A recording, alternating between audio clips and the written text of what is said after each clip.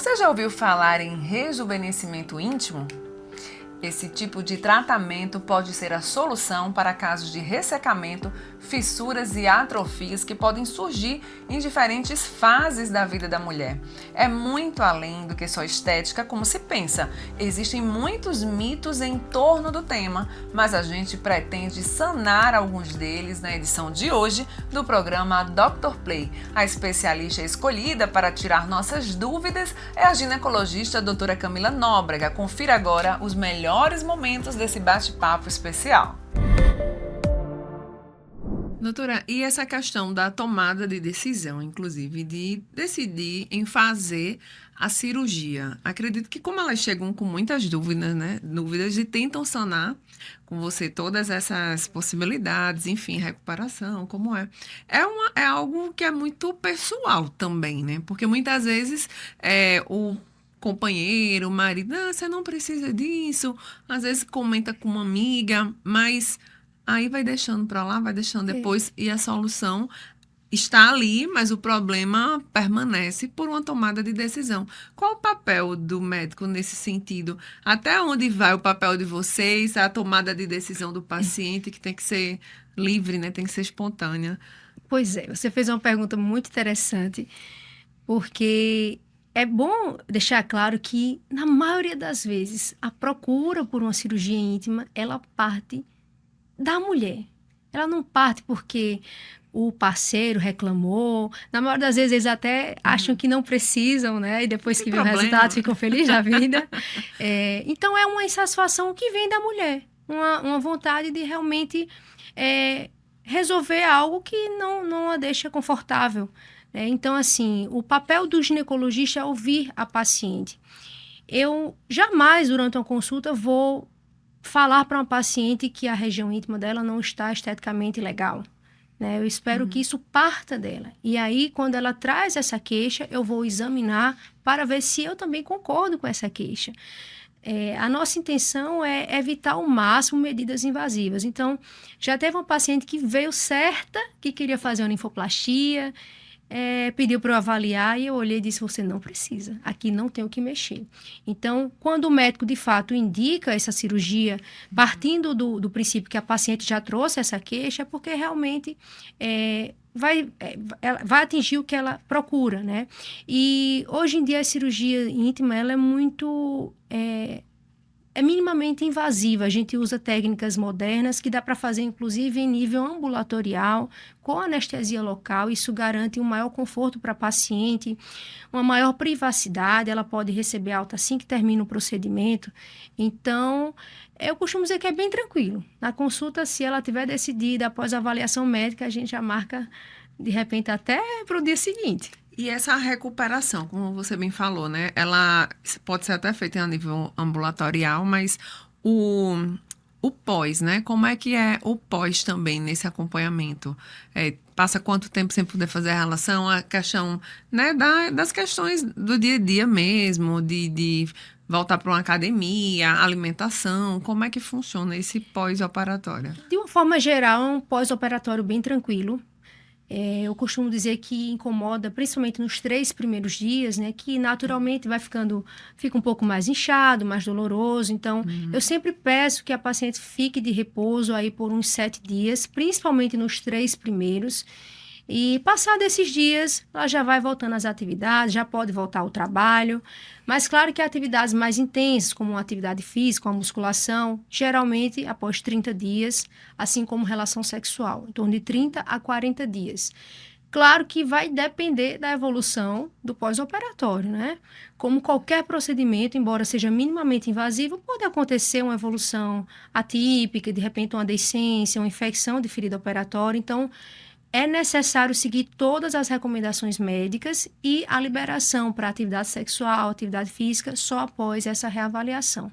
Mas, de uma forma geral, é uma recuperação muito tranquila. Basicamente, 7 dias aí de repouso, um repouso relativo, e aí já volta à vida normal. Ainda deve existir muitos estigmas, muitos mitos, por exemplo, como muita gente fala erroneamente que existe a perda da sensibilidade em algum tipo de procedimento de rejuvenescimento íntimo, como essas cirurgias também. Queria que você falasse também sobre isso. Também é uma curiosidade frequente, né? Muitas mulheres querem fazer o procedimento, mas têm esse receio de tirar a sensibilidade. E não tira, isso realmente é um mito. Porque a gente tenta retirar o mínimo possível ali daquele excesso de pele. São técnicas minimamente invasivas. Atualmente a gente usa ou o corte a laser ou a radiofrequência. Então, praticamente não há dano tecidual. A gente não costuma mexer no clitóris, que é a região de maior inervação, de sensibilidade de fato. Então, é importante até falar sobre isso, né? Pois Porque é. muita gente acha que vai mexer, né? Não. Existem algumas cirurgias em casos de clitoromegalia que sim, mexe no clitóris, mas de uma forma geral a ninfoplastia não aborda essa região. Então, não só não interfere na sensibilidade, como muitas vezes melhora, porque ao retirar esse excesso de pele, há uma maior exposição dessa região, né, do clitóris, então a paciente acaba tendo uma maior satisfação sexual. Então, é um mito. Tem alguma contraindicação no dia a dia? Às vezes a mulher, ela pesquisa bastante, né? As mulheres hoje em dia, elas estão bem informadas, buscam muita informação com a ajuda da internet também, então chegam lá, no mínimo, baseadas com informações básicas que elas precisam. Mas tem alguma contraindicação? Você falou que em alguns momentos chegam lá, doutora, eu quero fazer, não é recomendado, mas às vezes por uma questão que não é uma questão, como é que eu posso dizer assim, estética, mas uma questão funcional, enfim. Tem alguma situação no dia a dia que, esse tipo de paciente não faz de jeito nenhum, não é recomendado? Assim, se for pensando em todos os procedimentos que a gente pode fazer, cirurgia íntima, laser, preenchimento, de uma forma geral, a contraindicação é que não pode estar na vigência de uma infecção ativa, por exemplo, um herpes genital ou algum sangramento uterino anormal. Mas pensando na parte da cirurgia íntima, não é bem uma contraindicação, mas é uma orientação. A gente não recomenda fazer esse tipo de cirurgia em mulheres muito jovens, adolescentes, ali abaixo, principalmente dos 18 anos. E ainda mais antes dos 15 anos, né? Porque há essa procura já por esses jovens. Já, sim. Mas a gente, eu costumo dizer que ainda está nessa fase de puberdade, né? Muito intensa. Então, é comum a gente fazer esse procedimento e alguns anos depois já acontecer um novo crescimento dessa região, necessitando, assim, de uma nova abordagem. Então, de uma forma geral, a gente recomenda após os 18 anos de idade, tá? Mas cada caso é cada caso, né? A gente tem que avaliar. E agora a gente faz um breve intervalo para voltar daqui a pouquinho com mais Dr. Play aqui na tela da sua TV Cidade João Pessoa. É um instante só.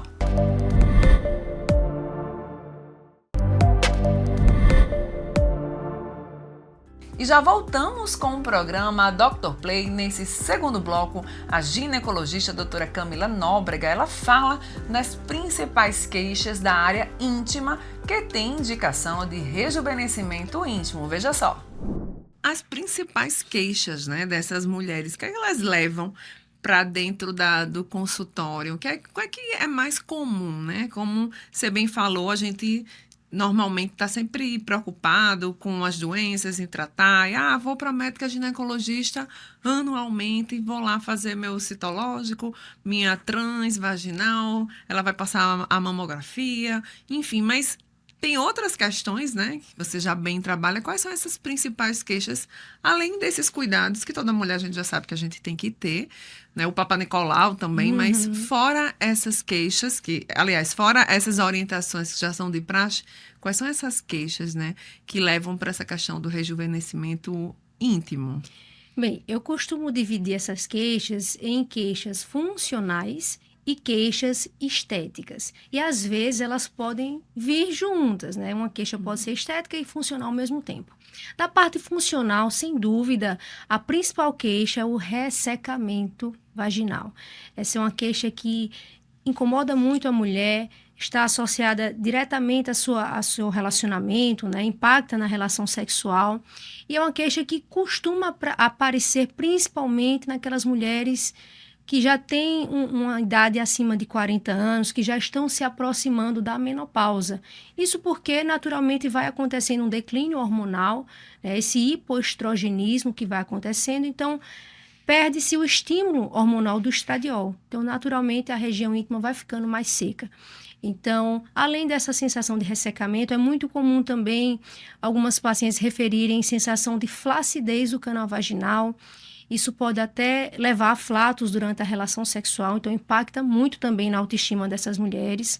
Então, eu diria que a principal queixa funcional é essa daí, é a atrofia que cursa com o ressecamento vaginal. Já do ponto de vista estético, sem dúvida, a principal é a hipertrofia dos pequenos lábios, né? Que é aquele excesso de pele nos lábios internos, que impacta não só na autoestima, né? Muitas mulheres ficam insatisfeitas com a aparência da sua região íntima, mas também elas podem ter até um componente funcional, porque causa dor, desconforto na relação, às vezes incomoda ao usar alguma roupa apertada, causa um atrito durante uma atividade física. Então, essas são as principais, mas outras queixas comuns também seriam o escurecimento da região íntima, né, que engloba ali tanto a região vulvar, o monte pubiano, a virilha, essa parte aí do ressecamento que eu já falei, da flacidez, da hipertrofia, são as principais queixas. E para todas essas queixas tem solução, né? Por exemplo, essa questão do ressecamento, né? Qual seria as principais orientações nesse sentido de cuidado, de trato? Vai depender de mulher para mulher? Como é que funciona essa orientação? É sempre bom lembrar que, embora o ressecamento seja muito mais comum na mulher que está na menopausa, né, acometendo 80% dessas mulheres, pode acontecer em qualquer faixa etária, seja de uma forma permanente ou até transitória, por exemplo, no puerpério, então a mulher que acabou de ter bebê, devido às alterações hormonais, é comum ter um ressecamento ali, que costuma ser transitório. Esse ressecamento ele também pode estar associado a alguma condição ginecológica, alguma vulvovaginite, algo que dê para ser tratado. Então, o tratamento ele vai depender muito da causa, mas na maioria das vezes, como está atrelado a esse hipoestrogenismo, a gente acaba tendo que fazer tratamentos hormonais, né? A reposição hormonal na menopausa, o uso de cremes específicos contendo hormônio e uma tecnologia que eu faço no consultório que está em alta demais. Existem vários estudos já comprovando seus benefícios, que é o laser íntimo. Então, ele é um grande aliado aí do tratamento da atrofia e do ressecamento vaginal. A gente falou aqui de ressecamento, tem outras questões, por exemplo, como fissura, atrofia vaginal também.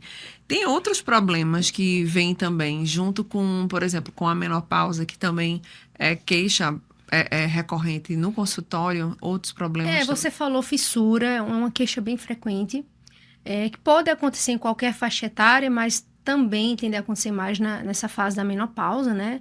Fissura, na verdade, são pequenas rachaduras, pequenos cortes que acontecem ali, principalmente na transição entre a pele e a mucosa. E elas podem acontecer por vários fatores. Desde uma vulvovaginite, por exemplo, uma candidíase, que pode irritar essa região, causar muita coceira e predispor esses cortes. Existe uma condição também ginecológica chamada de líquen. Líquen é uma dermatose que não se tem ainda muito bem o entendimento do que a causa, mas sabe-se que tem uma relação com fatores genéticos, imunológicos e comportamentais e que ela é caracterizada por muita coceira. E esse ato de coçar começa a cortar essa região. Então, também predispõe bastante às fissuras, mas de uma forma predominante, assim, seria realmente na menopausa. Por quê? Porque há um declínio hormonal e aquele estradiol é o hormônio que estimula a produção de colágeno, de fibroblasto, a vascularização, o espessamento do canal vaginal. Como não há mais aquele estímulo, naturalmente a mucosa da vagina ela vai ficando menos pregueada, menos espessa, menos vascularizada. Então, ela não tem mais aquela capacidade de distensão, comparando a uma vagina de uma mulher mais jovem, né? Que consegue distender até para nascer um bebê e também durante a relação sexual.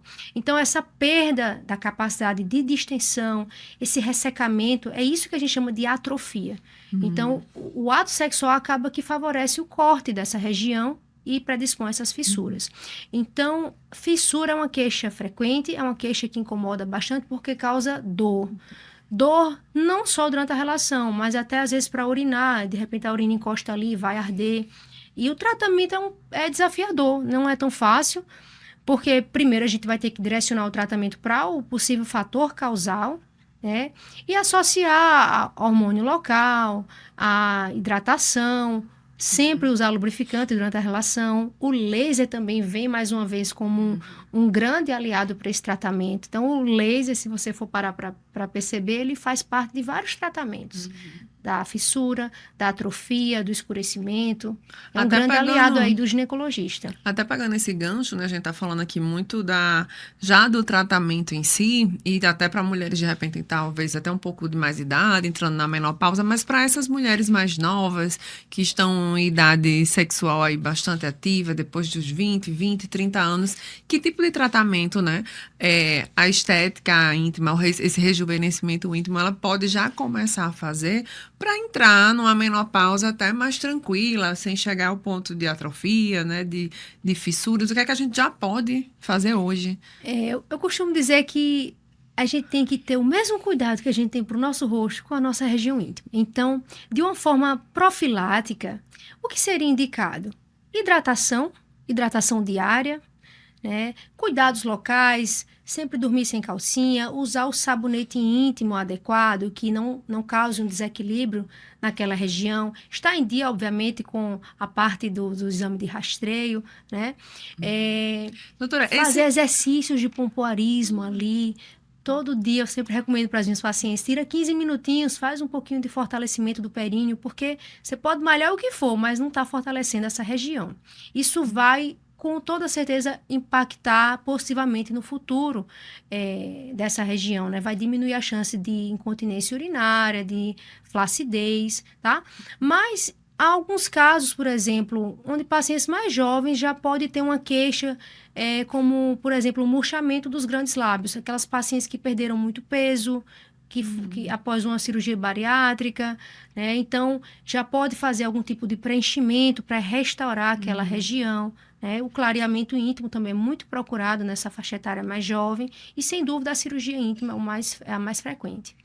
Cada caso é cada caso, né? Esse preenchimento é feito com o quê, nesse caso? Bem, o preenchimento íntimo, ele pode ser feito tanto com o ácido hialurônico, como também com o bioestimulador de colágeno. Vai depender muito do nosso objetivo, né? Geralmente, quando há muita flacidez associada, a gente prefere o bioestimulador de colágeno, né? Que é uma substância que o dermatologista usa também no rosto, no corpo como um todo, e o ginecologista vai usar para essa região. São substâncias biocompatíveis, já validadas, estudadas, que têm o objetivo de estimular os fibroblastos, que são as células que vão produzir colágeno.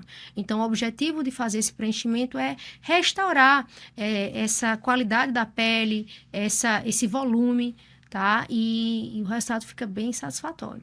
Pegando até o gancho que você falou sobre a questão da higiene, né, íntima no dia a dia, tem muitas mulheres que negligenciam a questão de ter um sabonete específico, por exemplo, para estar ali cuidando no dia a dia durante os banhos. Seria o ideal a gente realmente ter um específico para mulher, ou a gente poderia usar, por exemplo, aqueles de criança, glicerinado, né, que não... Sim, enfim... sim. E até a questão do protetor também, do uso diário. Muitas mulheres hoje passam o dia inteiro fora de casa, sai de manhã, chega de noite, né? Só toma, às vezes, 2 banhos no dia, mas tá ali... Quando dá tempo, Quando né? dá tempo, Essa fardamento, calça jeans, aquela coisa abafada, enfim, vou botar ali um protetor também. A senhora não falou A senhora não, você já falou sobre desodorante íntimo, que não é recomendado, mas essas duas coisas, acredito que muitas mulheres têm muita dúvida também. Tem sim, tem muitas dúvidas, inclusive algumas acreditam que nem é para aplicar sabonete na região íntima, lavar só com água. E tem intervalo agora, mas não sai daí que o programa completo está imperdível.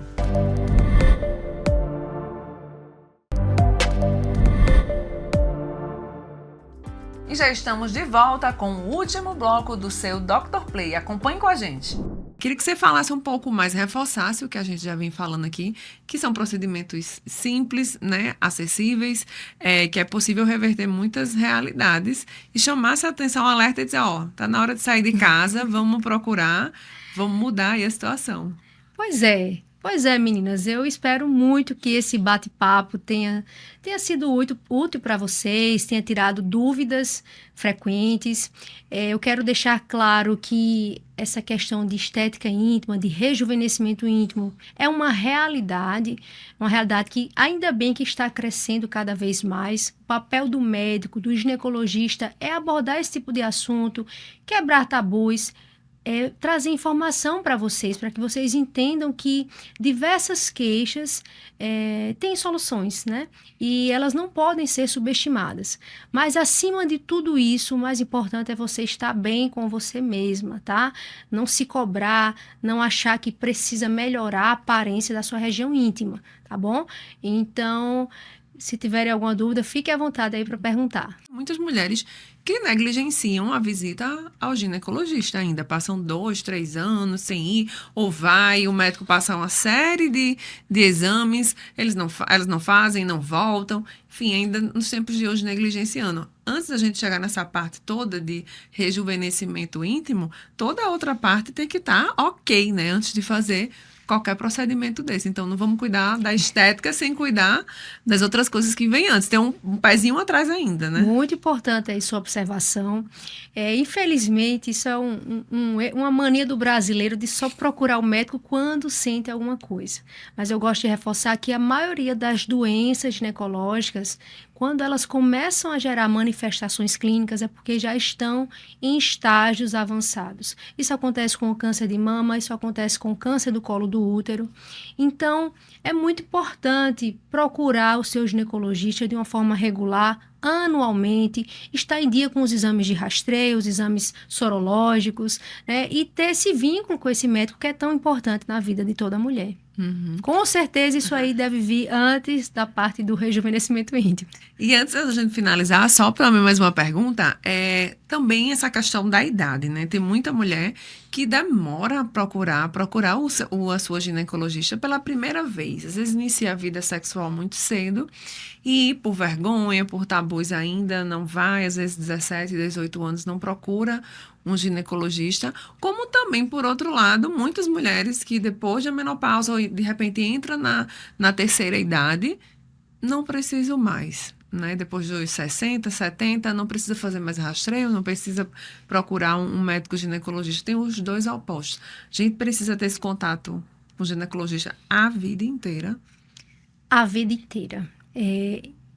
Muitas mulheres ainda acreditam que a menopausa é um marco para declinar a vida. Na menopausa não tem mais o que ser feito. É aí que começa a vida, né? Essa mulher, na maioria das vezes, já criou os filhos, já está estabilizada no casamento, ou já também está sozinha, querendo cuidar de si mesma. Então, é um momento que a mulher volta a dedicar a vida para ela mesma. Então, é muito importante ter esse acompanhamento, entender a importância de fazer uma reposição hormonal, e manter esses cuidados. A questão de até quando a gente vai prosseguir com a investigação, exames de rastreio, vai depender muito dessa mulher, da idade que ela tem, da vida sexual dessa paciente. Cada caso é um caso, mas o contato com o ginecologista ele deve acontecer, se possível, antes mesmo da primeira menstruação e prosseguir a vida toda. E aí, gostou da entrevista? O material completo está no canal do YouTube da Dr. Play e lá está cheio de outros conteúdos também bacanas de saúde para você. Vale a pena conferir. Até mais!